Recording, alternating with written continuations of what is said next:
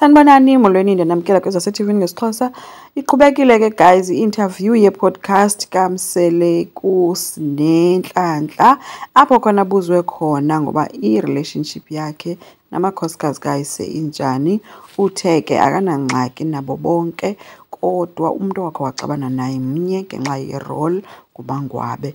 Ethi ke uMacele noMayeni bamsapote kakhulu uke wahlala futhi naye noMayeni abanangxaki abo and uthi yena akazu-actor abesenzela ii-cameras besenza ingathi yonke into right. No, uMakhumalo noMangwabe abavani naye and uMakhumalo yena akasibekanga isizathu songavani kwayo kodwa uMangwabe wayi-emphasize indaba ye-role. Ethi nje soze aphinde yena angene kwaMangwabe wazixelela ngoku because wade waxelwa kutatakhe eripotelwa into yoba uthathe i-role yomphako. Uthi i-role ibiyimalini i-role ye-R1 ePick n Pay. Uthi ke xa ndilambile ndiyaya kwaMayena andinangxaki, uMayena odathi mandizenzele ukutya ana-problem ndiyaya khona. So uthi ke uMsele wayithi ke makaye kwaMangwabe ngoba kaloku uMangwabe kukuwabo, makangayenzi into yoba athi akazulibeka phaa. So ke iqhubekile ke buzwa ke ngento yoba yena xa icinga wanikwa a-fair chance na for isikolo because bonke abanye bafundile but yena uthi yena wagqibela kwa-grade 9 esikolweni wayegula xa kuzobhalwa ii-exams wayevele angaboni kwanto. So ubuziwe noba ufila kanjani ke ngento yoba uLwandle noMpumelelo banikezwa iimoto ekubeni yena inguye omdala. Uthi hayi mna ndinguye umntu onomona ndafila nje right ndabavuyela because ekugqibeleni nam Macele wandinika umzi. So uthi ke futhi kaloku bendizoyithatha kanjani futhi imoto endizoyinikwa kanjani imoto because mna andikwazi ukudrayiva and ndiyoyika. Kodwa kuyathembisa uba next year nakanjani uzozama into yoba athi abe nayo ke ilayisensi.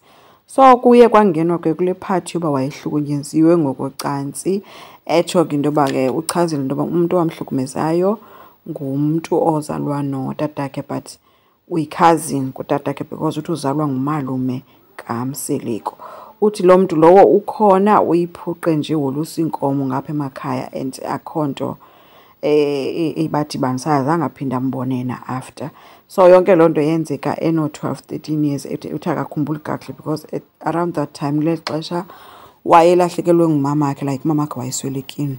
So ubuziwe into wakhe wayibona ne-psychologist, uthi yes wakhe wayibona and yena uzibona e-right. Le nto iye ivuke only if kuthethwa ngayo, azange ibe yinto ayifaka engqondweni yakhe, so akana problem.